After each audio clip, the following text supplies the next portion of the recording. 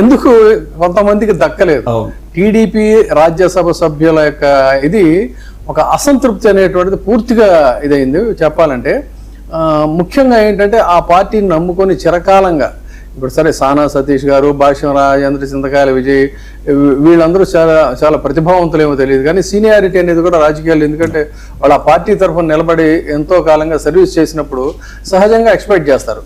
ఇప్పుడు ఏదైనా సరే ఒక ఇన్సిడెంట్ జరిగిందనగానే దాని మీద గట్టిగా వైసీపీని కొన్ని ఏదన్నా దళిత ఇష్యూస్ కావచ్చు, ఇంకేదన్నా వేరే ఇష్యూస్ కాదు ఖచ్చితంగా డైరెక్ట్గా తిట్టించాలి అని చెప్పానంటే అక్కడి నుంచి వర్లరామయ్య గారు అనే ఆయన ఒక తెర మీదకి వస్తాడు. వచ్చి మామూలుగా కాదు, ఆయన చడామడా తిట్టేస్తారు వైసీపీని.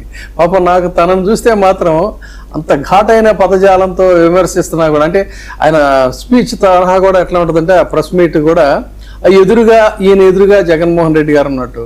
ఏమనుకుంటున్నాను ఏంటి అసలు అంటే ఫస్ట్ పర్సన్ లో మాట్లాడేటువంటి ఆయన ఆవేశం, ఆగ్రహం అవన్నీ చూస్తే నాకైతే పాపం జాలస్. ఎందుకంటే నేను విజయవాడలో స్టూడెంట్ లీడర్గా ఉండే రోజుల్లో అదే పరిధిలో మా కాలేజీ దగ్గర ఆయన పోలీసుగా ఉండేవాడు అనమాట ఆయన.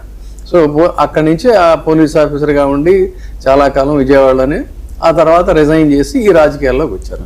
రాజకీయాల్లోకి వచ్చిన దగ్గర నుంచి కూడా గట్టిగానే తెలుగుదేశం పార్టీని అంటిపెట్టుకుని ఉంటే పాపం ఒక దశలో ఆయనకి ఎమ్మెల్సీ ఇస్తారు, మంత్రి పదవి ఇస్తారు, లేకపోతే ఎమ్మెల్యే టికెట్ ఇస్తారు అనుకున్నప్పుడు కూడా అలాంటివి ఇవ్వలేదు.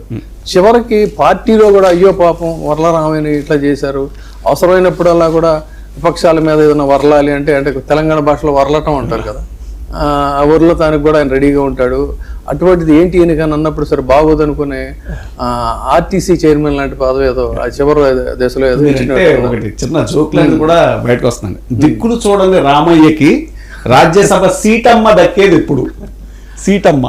సో నాకైతే పాపం తన మీద, ఎందుకంటే చాలా కాలంగా మొత్తం నమ్ముకొని మంచిగా ప్రభుత్వ ఉద్యోగాన్ని వదిలేసేసి ఒక పార్టీలో రాజకీయాల మీద ఆసక్తితో వెళ్ళి ఆ పార్టీలో ఉండాలని చేస్తే